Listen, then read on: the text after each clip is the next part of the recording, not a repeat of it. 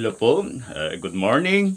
Muli, nandito tayo para ipagpatuloy natin yung pag-aaral natin ng lingwaheng Kastila. Dahil tulad ng sinasabi nga natin, ang salitang Kastila ay very much connected sa mga lingwahe o dialect na ginagamit dito sa Pilipinas. Kaya, buenos dias, hola o hello. Buenos dias, amigos y amigas. Buenos dias, damas y caballeros. So, let's start. This morning, magbibigay tayo ng ilang sentence pattern in the Spanish language.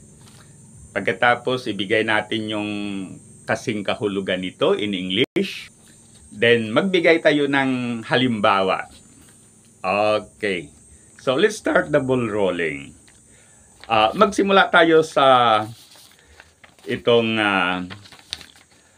I am. Okay, kasi I am meaning tayo, ano? Kaya, yan. Ano ba ang I am sa Kastila, salitang Kastila? This is yo soy. Okay? So, yung yo, makikita natin na it is spelled as Y, but in the Spanish alphabet, letter Y sa English is pronounced as G. Kaya, yo soy, ang equivalent nito ay I am. Okay, so, ito yung mga halimbawa. Yo soy profesor. Okay, ulitin natin. Yo soy profesor. Sa English, it means I am a teacher.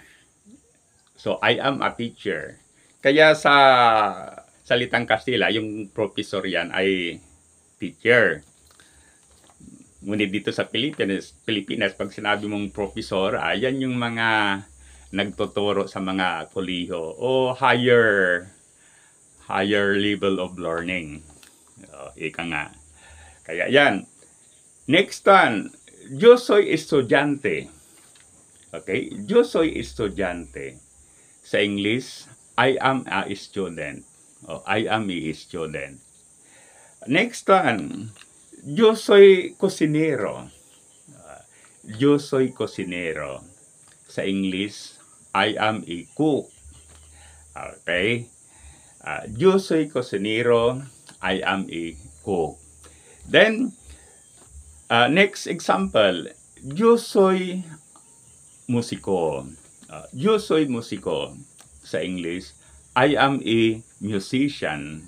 So, I am a musician. So, exciting. Ano? Kasi, halimbawa, itong words na musiko, familiar sa ating Pilipino yan. Katapos, kusinero, familiar din, ano? Pagkatapos, estudyante, profesor, lahat naman na salita dito ay familiar sa atin. So, hindi mahirap, ano?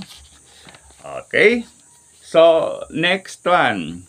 Next sentence pattern. Itong yo puedo.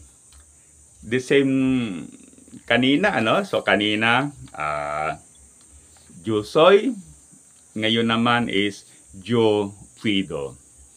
Ano ba ito sa English? It means I can. So meaning,